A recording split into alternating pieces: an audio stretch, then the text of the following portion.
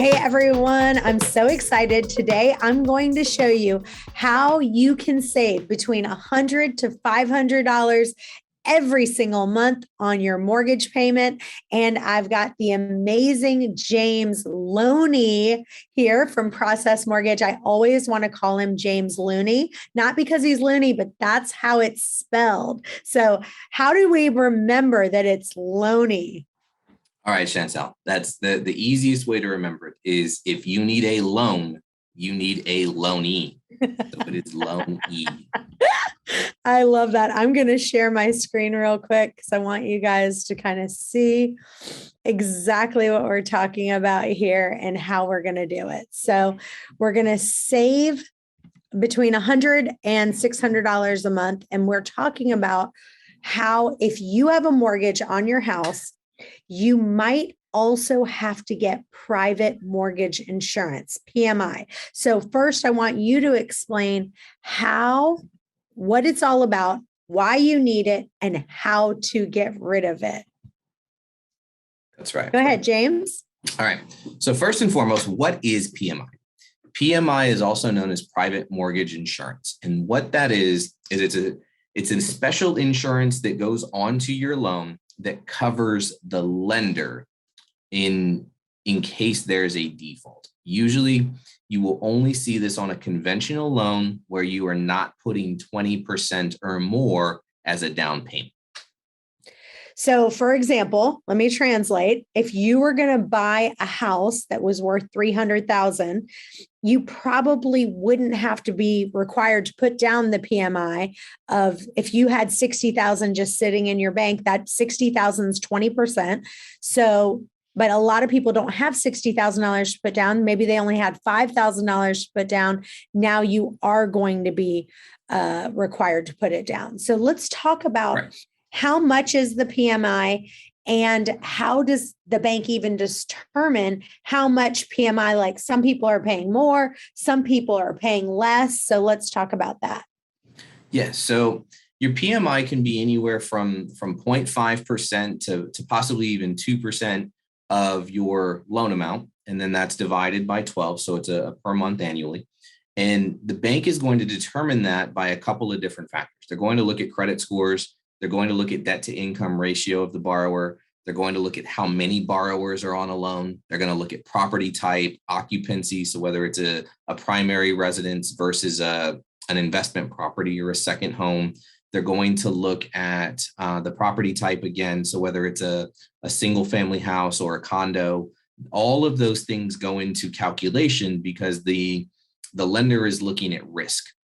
And so they're going to say, okay, well, how many things do you have in your file that create risk in the loan? And the more of those you have, the more the insurance is going to cost. And just so we're clear, that PMI, just so everyone knows, it's designed to protect your lender in case Correct. Of a default by you, right? Correct. But the benefit is if you don't have the 20% down, then you can be a homeowner faster. If you actually had to wait to save up that money, it's like, no, I don't want to do that because I'm going to get that appreciation, hopefully, in that in between time. So Correct. Now we're going to talk about how to save money. So how do you get rid of PMI? So there's a couple of different ways we could get rid of the PMI. Obviously, first and foremost is not having it by putting the 20% down. But that's just not the case for a lot of home buyers. 20% down, especially when you're talking like our example earlier of 300,000, 60,000 is a lot of money to have to put down on a property. So to some other ways we could look at getting it done is just making extra payments. So the PMI will fall off automatically when you hit 79% loan to value. So if you just chunk away some extra payments, a half a payment a month, a full payment every month, the more you put down as a payment towards the principal, the quicker you're going to whittle away at the loan balance and get the loan to value to that 79%. It'll automatically fall off at that point. At 80% loan to value, you can request that it be removed. And typically, as long as you've had the loan for at least 6 months and you have a solid payment history with no lates or slow payments or things like that, the lender will go ahead then and remove it for you. So let's talk about, you know, I've heard that by law, your PMI will be automatically canceled as soon as you have kind of 22% equity in your house. Correct. Talk about that a little bit.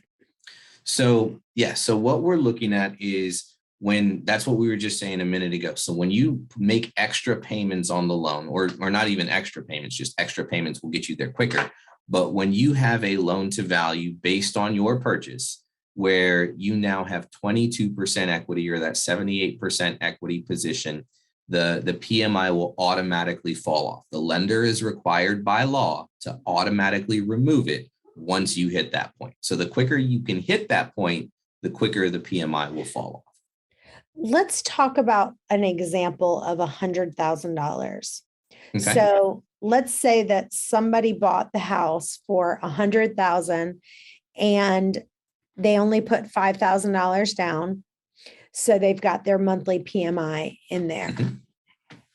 What would be the most practical thing that they could do in that case?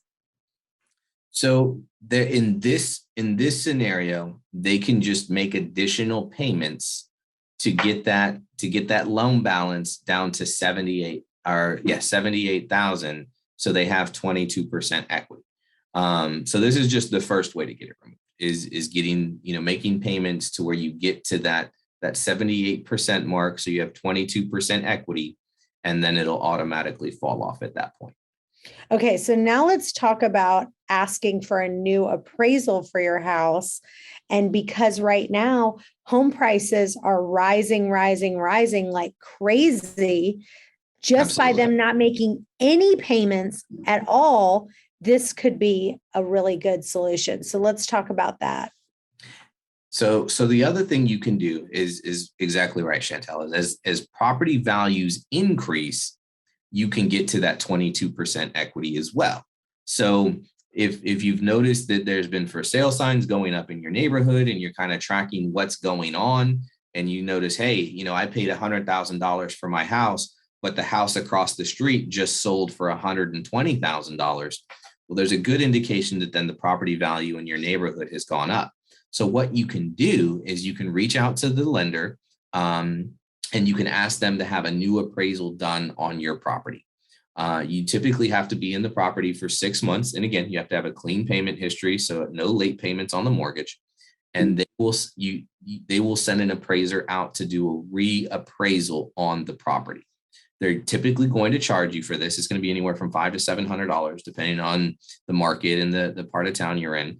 But they will charge you for the appraisal. But then if that comes back where, hey, the value of your property is no longer 100,000 where you bought it at, but now the property is 110 or 120,000. Well, if you have that 20% at that point, then the PMI will be removed as well. If it's not quite there, you may see a reduction in the PMI. So instead of paying $100 a month, it may only be $30 or $40 based on the new loan to value situation. And depending on where your interest rate is, the fourth way could be that you just cancel your PMI by refinancing your mortgage, because you would then be able to show that you have that equity there. So that's obviously another one. But again, it really depends on your mortgage pay, what your interest rate was. So correct. If your interest rate was amazing and you got it super, super low and now they've increased, you've got to balance that too. Correct. So James, tell people where they can find you and where they can follow you at. All right. So you can find me at process-mortgage.com. That's my website. All kinds of information about me there. That's also a link to my online application. Or you can reach me at james@process-mortgage.com by email, or you could reach me on my cell phone, 757-404-7756. All right. Well, we hope you take advantage of this info. See you guys next time. Bye-bye. Bye.